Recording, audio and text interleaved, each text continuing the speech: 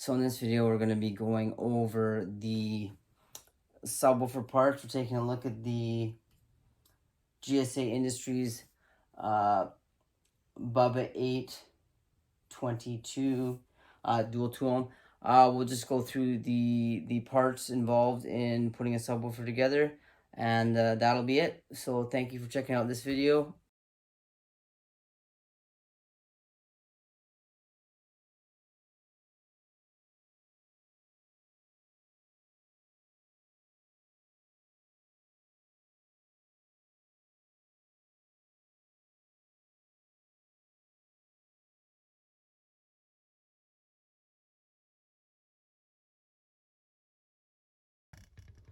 So starting right from the very top, this first piece here is the frame gasket. It actually goes over the rim or the flange, the basket flange, to act as a seal when you mount it into the cutout on your subwoofer enclosure.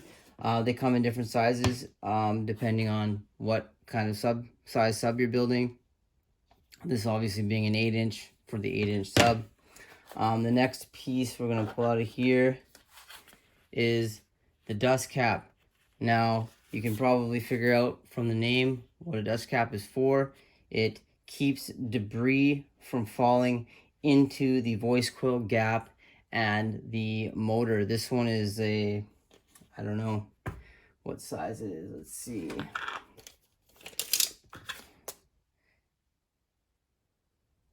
Is like a 3.8-inch dust cap. Obviously, your dust cap needs to be bigger than your voice coil. This sub has a 2-inch voice coil, so the 3.8 will be good enough.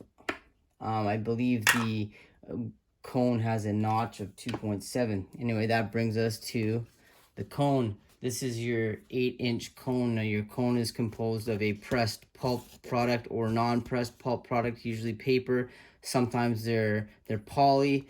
Irregardless, they are designed to push sound waves into your vehicle or environment, wherever that may be, whether it's in a house or out in the world or whatever. And then the next piece here is the foam surround, and the foam surround is there to allow the cone to move in and out. It's a flexible diaphragm connecting the subwoofer cone to the basket or frame, whatever you want to call it.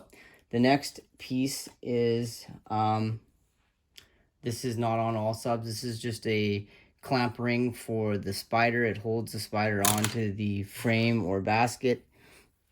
And what we're actually trying to get at here is the spider. Now, the spider is a one-dimensional direction limiting suspension, so it only allows the voice coil to move in a single direction. The voice coil can't shift left or right or up and down. It can only move freely in and out the way we're looking at it now. So in the case of in this sub, it would be up and down, but not forward and backwards or side to side.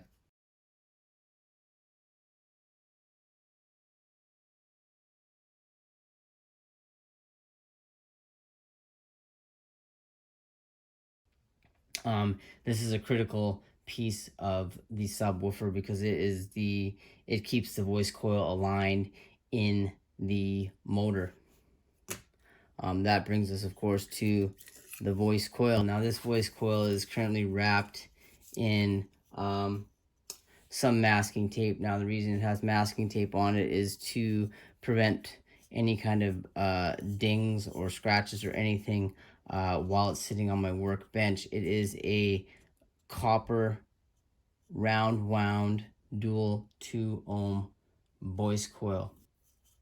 So that's the one we're going to use in this. It has a slightly larger winding height than the SA8, but we won't go into that. I'm not going to talk about the specific properties of the voice coils in this video. Anyway, this is the voice coil we're going to use in this sub, so that is what that is. The reason we're going to use this particular voice coil, like to keep them covered while I'm sanding and cleaning them. This is a nice copper 2-inch dual 2-ohm voice coil. Now the reason I'm using that one is, well, you can kind of see this one's for pussies. This is a good voice coil. Anyway,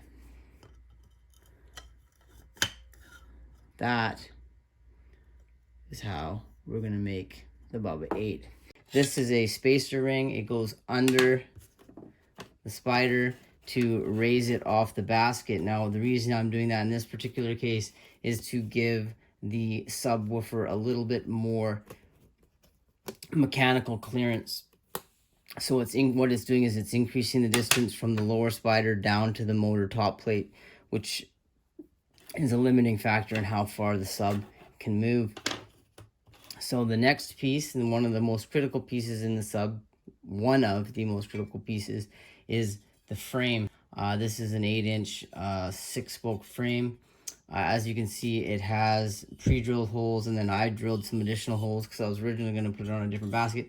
Anyway, the point is this gets mounted to your motor, and then all of your moving and stationary parts are anchored into the basket slash frame, call it what you want.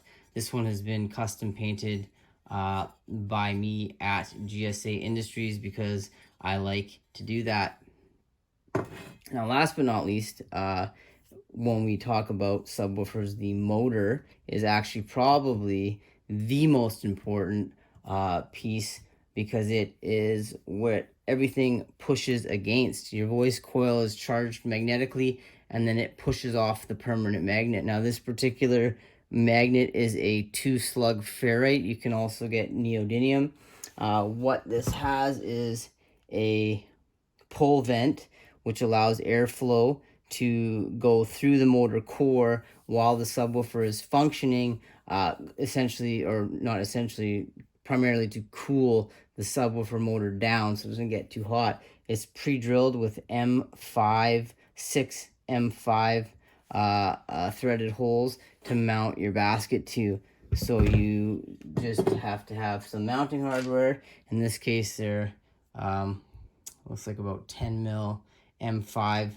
I used Robertson in this case. You can use any kind of screw you want. They're often Phillips, sometimes Algae. That's irrelevant. It doesn't really matter. It's just how you attach your basket slash frame to your motor so that you have an driving or pressing force generating place for your voice coil to push against, and then as it pushes, it moves the cone in and out, sealed with the dust cap, drawing air through the motor core to cool the motor, and of course, as we are all very interested, produces sound. The last thing that I'm going to talk about is leads and terminal screws. Now, for whatever reason, I can't find my tinsel leads right now, but what happens on a subwoofer is you have your terminals that connect to your voice coil windings that need to be connected to an audio source. In order to get electricity to the voice coil, you have to have tinsel leads, and then those tinsel leads connect to terminals.